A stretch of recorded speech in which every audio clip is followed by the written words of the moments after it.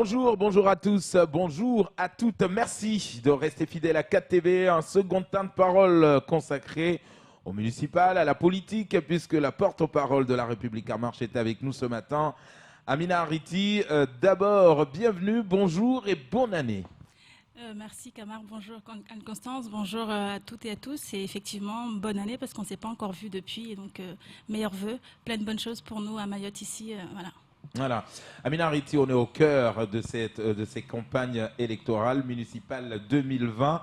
On se rappelle tous que lors des européennes, l'électorat local avait opté plus pour le Rassemblement national. Est-ce que finalement on a eu le temps dans votre famille politique de se préparer pour ces élections municipales 2020? Est-ce que l'équipe de La République En Marche est en marche?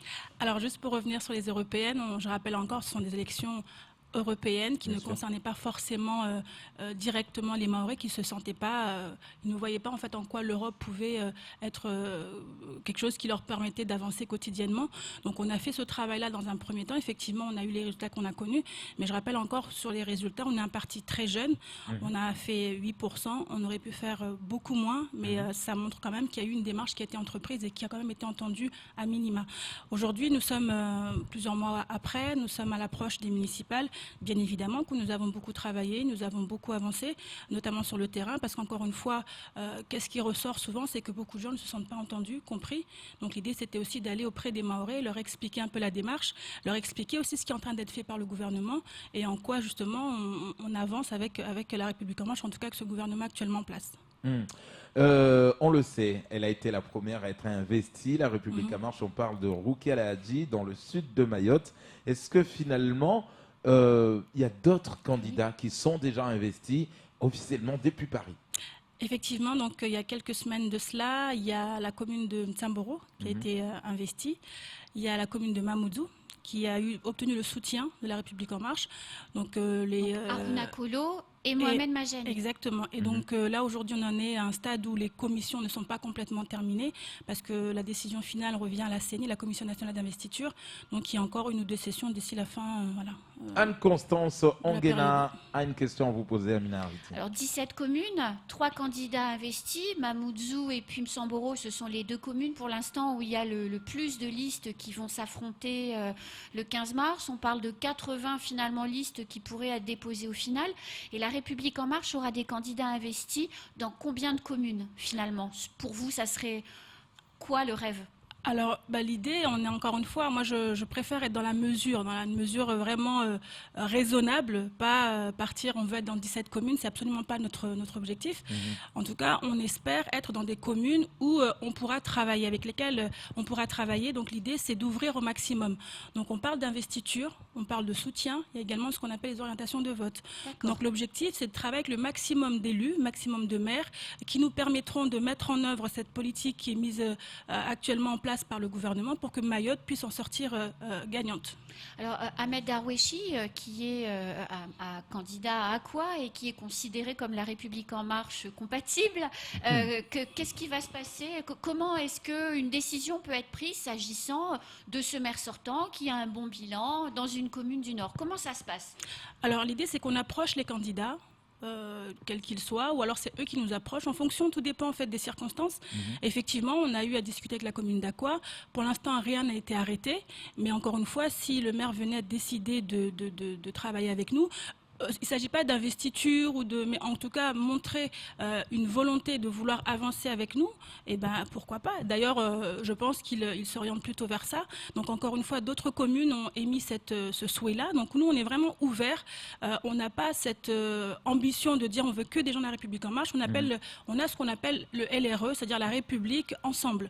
Donc on ouvre vraiment les portes, encore une fois, dans le respect de nos valeurs. Alors vous le disiez, vous êtes une jeune famille politique, un candidat qui prendrait les couleurs directement de La République En Marche ou qui soutiendrait le projet politique du président Macron et de la famille toute neuve La République En Marche. Dans quelle base de données, avec quelle méthodologie il peut ou elle peut travailler à proposer des idées cohérentes avec votre famille politique?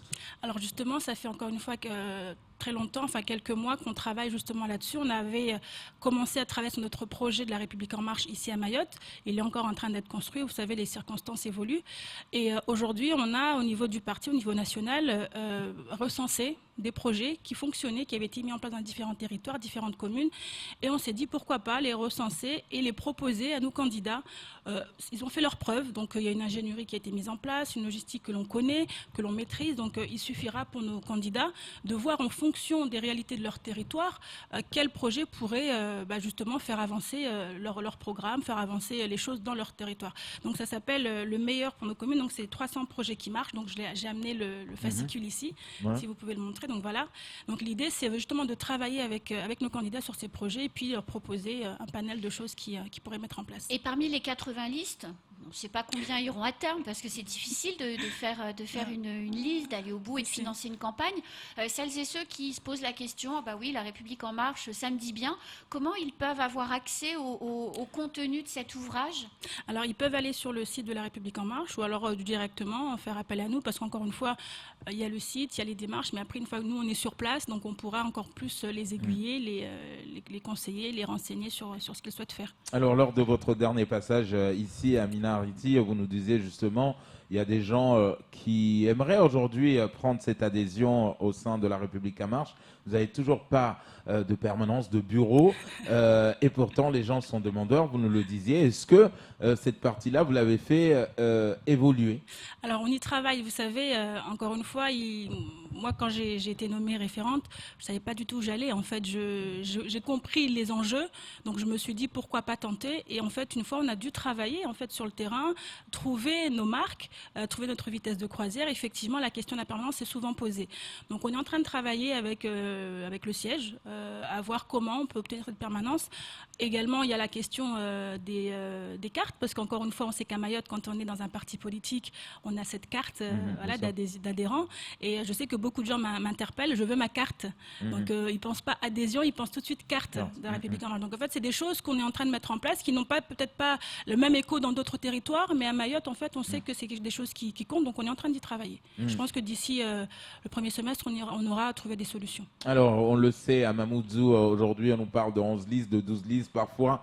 Ça serait quoi le must? Aujourd'hui, le président, il est venu, il a approché deux personnes, notamment le maire sortant, monsieur Majani Mohamed, mais également Aruna Kolode et puis Mzamboro. Est-ce qu'aujourd'hui, déjà, le fait, c'est un signal fort du président, c'est-à-dire absolument, il faut mettre tous les moyens qu'on a à Mamoudzou et à Mzamboro pour faire gagner cette tête de liste?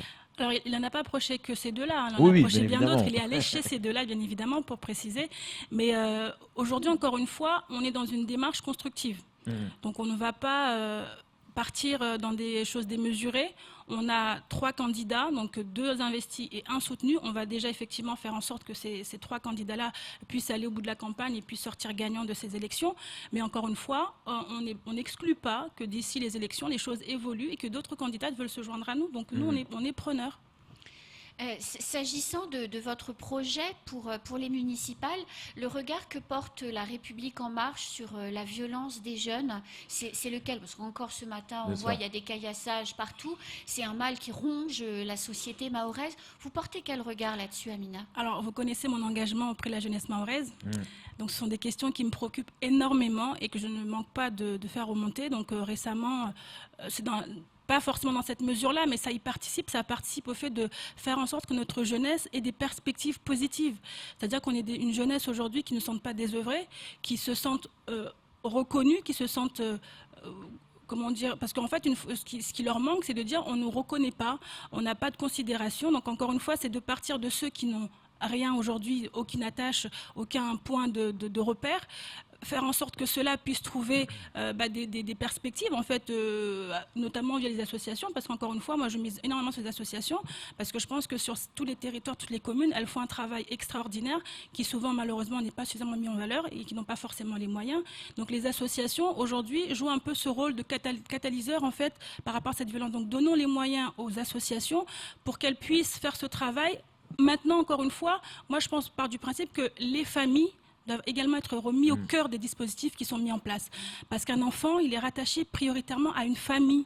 Donc aujourd'hui, si on en arrive à des enfants qui sont dans la rue en train de casser, c'est qu'à un moment donné, il y a une rupture quelque part. Donc il faut qu'on arrive à prendre tous ces maillons, à les mettre ensemble et à voir quelle serait la meilleure formule pour faire en sorte que ces enfants n'aient plus comme seule alternative d'aller dans la rue et de lancer faire des caillassages. Vous avez représenté le sénateur Thani à Moroni dans les négociations, le suivi de l'accord cadre. On sait ici qu'à Mayotte, il y a un nombre de jeunes importants qui sont un peu en difficulté vis-à-vis de leurs papiers, une situation administrative compliquée. Des études, notamment en début de semaine, sont sorties qui pousseraient à dire que pour ceux qui sont ni expulsables, qui ont une situation difficile, il faudrait les régulariser. Vous en pensez quoi, vous, de cette étude et de cette possibilité s'agissant de Mayotte? Que fait-on des ninis? Alors aujourd'hui, il faut que chacun prenne ses responsabilités. Il faut qu'aujourd'hui, on remette chacun à sa place. C'est-à-dire qu'aujourd'hui, on en est arrivé là. Pourquoi? Moi, j'aime pas prendre des décisions ou avoir une idée sur quelque chose sur un temps T. J'aime bien remonter à l'origine. Donc maintenant, pourquoi on en est arrivé là? Quelle est l'origine de cette situation? Donc encore une fois, il faut que chacun prenne ses responsabilités. C'est pas à moi aujourd'hui de venir dire qu'il y a ça ou ça à faire. Il faut que chacun se positionne et qu'on puisse trouver la meilleure solution. Je ne pourrais pas dire à Anne-Constance, il faudrait faire ça ou pas. Non, c'est pas mon rôle de dire, voilà, ces enfants-là, je ne connais pas les situations des uns et des autres. C'est des choses qui se décident souvent au cas par cas. Donc aujourd'hui, ces études ont été faites, c'est très bien, mais encore une fois, elles doivent faire réagir les personnes qui doivent prendre des décisions. Alors, lors de sa venue, le président Emmanuel Macron a tenu beaucoup de promesses. Amina Hariti, vous êtes la référente, donc forcément, vous allez avoir toujours un œil sur ce qui va se passer, les chantiers à réaliser, les promesses, elles sont tenues ou pas. Par contre, il y a une petite inquiétude au niveau des grandes entreprises, des petites entreprises, par rapport à ce plan de convergence aujourd'hui, qui se disent, finalement, nous sommes dans une période de campagne qui va, une fois sortie, nous amener directement dans les cantonales, qui va, une fois sortie, nous amener vers les présidentielles. Donc, est-ce que le calendrier, le planning de tous ces chantiers ne serait pas bousculé parce que tout le monde pense à sa campagne d'abord? Est-ce que ça, ça a été déjà remonté vers vous en vous disant, ça risque d'être chamboulé en tout cas, ça va être bousculé? Alors, ça va être bousculé. Enfin, on va dire, il va y avoir quelques mois de battement. On va dire, là, on est en mars. Les élections auront lieu en mars. Le temps que les équipes se mettent en place, le temps qu'on fasse l'installation de tous ces maires, bien sûr. Tout le monde et puis les projets. Donc effectivement, moi, ce que je conseille justement à ces entreprises-là, de ne pas perdre de vue justement leurs objectifs, de ne pas perdre de vue leurs projets, parce qu'encore une fois, dès que les équipes municipales seront installées, il faudra commencer à travailler. Donc il ne faut pas attendre qu'elles soient installées, mais il faut continuer justement à peaufiner les projets, parce qu'encore on le sait, souvent, moi pour l'avoir vécu, pour avoir eu des remontées d'informations et autres, souvent les entreprises, il y a toujours des choses sur lesquelles ils vont pêcher. Donc prenez le temps de travailler vos projets, de vous diriger vers les personnes qui vont vous permettre d'avoir des projets bien ficelés, qui, une fois qu'ils seront soumis aux équipes municipales, ne feront aucun doute sur le fait que c'est des projets qui doivent être réalisés. Constance ? Je reviens un peu sur les élections municipales, parce que c'est ce qui habite aujourd'hui beaucoup les campagnes. Vous espérez avoir combien d'élus? Sans parler des têtes de liste, ça, vous avez répondu tout à l'heure, mais est-ce que vous aimeriez avoir des élus La République En Marche sur toutes les communes? Alors c'est une très bonne question, Constance. Je vais prendre cette question, mais je vais la décliner au niveau national. Alors récemment, on avait une rencontre justement où on essayait d'en voir un peu les enjeux de ces élections pour notre parti. C'était de dire aujourd'hui La République En Marche compte à peu près 5000 élus. Tout territoire confondu. L'objectif, c'est de doubler ce chiffre. Donc, on en arrivait à 10 000. Donc, aujourd'hui, nous, on se positionne sur, vous savez, 10 000 à l'échelle nationale. Donc, ça réduit forcément le nombre ici à Mayotte. Donc, en fait, nos ambitions, c'est d'avoir le maximum d'élus qu'on peut avoir avec nous. On n'a pas fixé de chiffres particulier, mais encore une fois, on est dans une démarche où on va continuer à travailler après les élections municipales, parce qu'encore une fois, je rappelle qu'on a voté récemment de nouveaux statuts qui vont être mis en œuvre après les élections municipales, donc qui vont constituer justement notre base de travail. Donc encore une fois, il y aura un travail à effectuer avec les équipes en place, avec toujours un travail d'approche, de rapprochement. Donc pour moi, aujourd'hui, les municipales elles-mêmes, c'est une chose, mais il y a encore l'après-municipal, en fait, qui pour moi va constituer une période assez conséquente par rapport au parti. Amina Riti, ça fait 51 jours que la France vit au cœur des mouvements.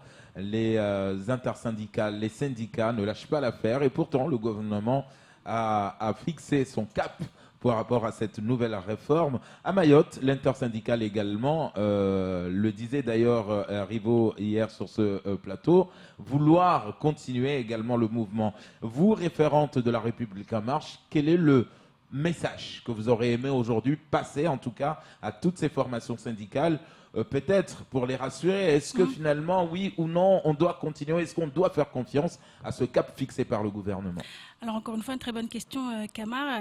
Je vais avoir plaisir à y répondre parce que justement, lors de notre dernière rencontre avec La République En Marche, donc on avait l'intervention de différents ministres, dont Monsieur Laurent Pietras, qui s'occupe justement de cette réforme des retraites, qui a expliqué un peu les grandes lignes pour qu'on puisse vraiment voir où est-ce que le gouvernement est, qu'on puisse comprendre les enjeux dans la dernière ligne droite en fait qui concerne cette réforme.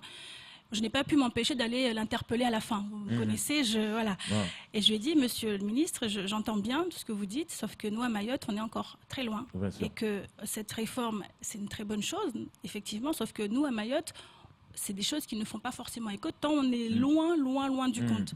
Donc effectivement,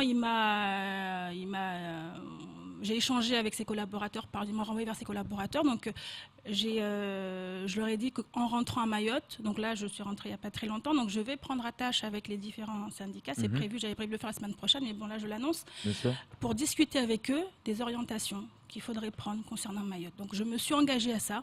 Je leur ai dit que je reviendrai vers eux avec justement les... Moi je ne connais pas exactement, je sais qu'il y a des cas qui sont très très préoccupants et qui sont vraiment inégalitaires. Donc l'idée c'est de voir avec ces différents syndicats qu'on se mette d'accord, parce qu'encore une fois c'est une question de consensus, de se mettre d'accord sur où est-ce qu'on va, parce que je sais très bien que les intérêts peuvent être divergents par moment, mais se mettre d'accord sur des choses qui vont faire partie de nos priorités et sur lesquelles on va vraiment se battre, pour lesquelles on va se battre. Donc l'idée, c'est dès la semaine prochaine, j'avais prévu de prendre attache avec les différents... D'écouter les uns et les autres pour pouvoir ne serait-ce que pour connaître où est-ce qu'on en est, où est-ce qu'on aimerait aller.